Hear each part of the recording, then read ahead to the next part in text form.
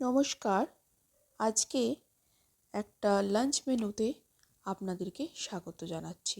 কি আছে সেই মেনুতে চলুন দেখা যাক। প্রথমেই পেঁয়াজের কিছু স্লাইসেস আমি কেটে নিয়েছি। গরম আসছে, পেঁয়াজটা খেতে বেশ ভালো লাগে।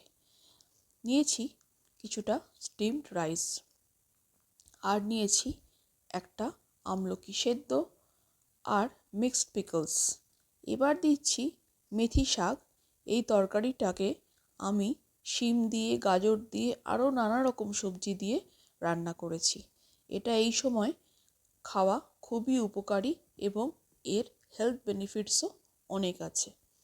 এবার বলি এর সাথে আর কি করেছি। করেছি ডিমের কষা। আমি জলটা খুব বেশি ব্যবহার করিনি আর কোনো আলু ব্যবহার করিনি। আমি এখন সিজনে মটরশুঁটি তো প্রচণ্ড পাওয়া যাচ্ছে, তাই জন্য আমি এতে মটরশুঁটি দিয়েছি আর আদা, পেঁয়াজ, রসুন, টমেটো দিয়ে একটু সামান্য গুঁড়ো লঙ্কা দিয়ে এই রান্নাটা করেছি।